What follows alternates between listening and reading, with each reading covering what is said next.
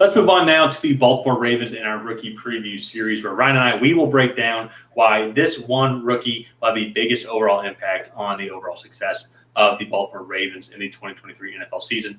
But before we get into that, if you have not already, hit that subscribe button. Also ring the bell to get notified whenever the Tracy Take creates new content. We are doing a 32 team rookie preview series, and we have also done a bunch of other series with Baltimore Ravens content as well, and so you should go check that content out.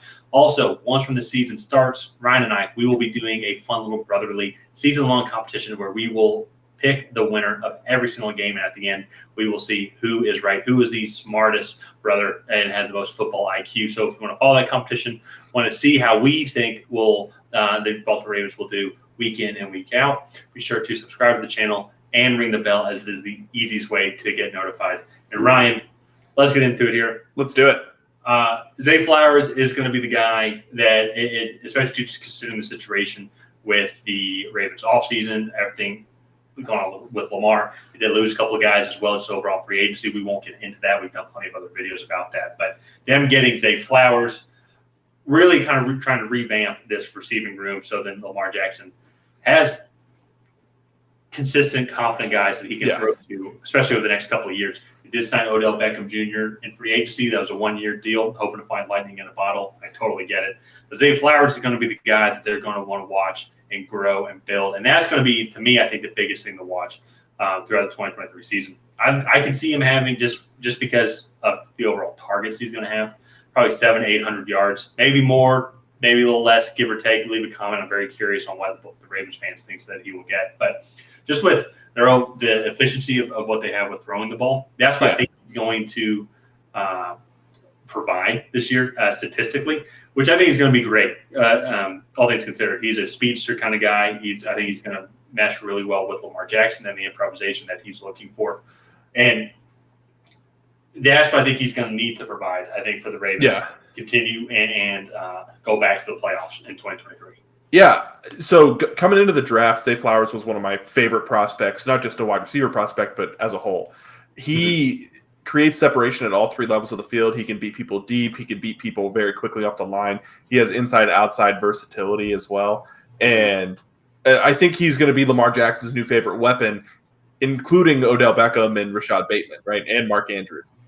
Yeah. Just because he's able to create separation at a moment's notice. He can get off the line of scrimmage really well, and he has pretty good hands. He struggled a little bit with drops in college, but just watching him on tape, he reminded me a little bit of Antonio Brown in the sense of just being at one step ahead, setting up DBs at every point of the route, and it was nice to see that. Like, it's very pleasing to watch on tape and just how much separation he gets.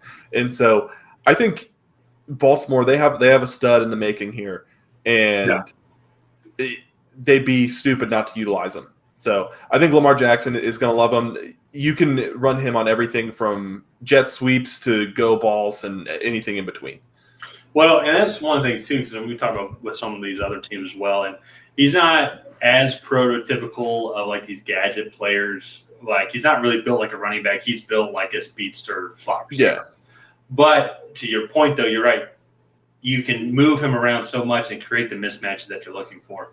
And just when it comes to overall, like, opportunity here, we do not know how Odell Beckham is going to be. I mean, it's been 18 months since he played a football game, coming back from an ACL injury. He's 30, 31-ish. And so Rashad Bateman right now is on the PUP list, has struggled with injuries over the past couple of years. His other competition is going to be Tyler Wallace, Nelson Aguilar, Devin Duvernay, Laquan Treadwell is another name that I recognize. Not like super threatening type receiver. So he's going to have opportunity to just go be like, I am the guy. I'm the guy that you can rely on. And you're right. I think potentially there could be a kind of Tyreek Hill, Patrick Mahomes type relationship brewing if this keeps going on into the future. So, and they're kind of built that same way as well.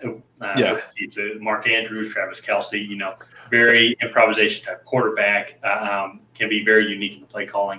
And I think Zay Flowers fits that overall scheme very well. So he's going to need to keep developing. It's going to be interesting to see how he develops, especially in the first half of the season. But by the second half of the season, would not be surprised if he if he's not the number one receiver on the team, but also too, if not one of the top receivers in the AFC North. Yeah, and so you look at, I think, the other receivers on that team. OBJ hasn't played football in almost 2 years, right? Borderline, yeah. Rashad Bateman, I don't think, has played more than 8 games in either of his first 2 seasons, right? So those guys haven't been able to stay healthy. Not that Zay Flowers, obviously, as a rookie coming in, has this great bill of health and track record of staying healthy, because we don't really know how that's going to fare till he actually plays in the NFL.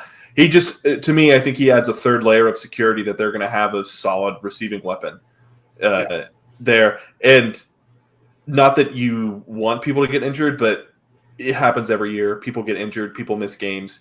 And even if it's just for a game or two, I think Zay Flowers could more than fill in and play a significant role to kind of cover up the loss of one of the other receivers as well. So, I think it was a great pick by them. I'm excited to see Zay Flowers. Like I said, he was one of my favorite prospects coming into the draft. So I'm looking forward to it. That'll be good. Let's go ahead and wrap up this episode of the Tracy Take here. If you guys have not already, please go ahead and like and subscribe. Leave a comment down below on who your favorite Ravens rookie is going to be to watch in 2023. And other than that, we will see you guys next time.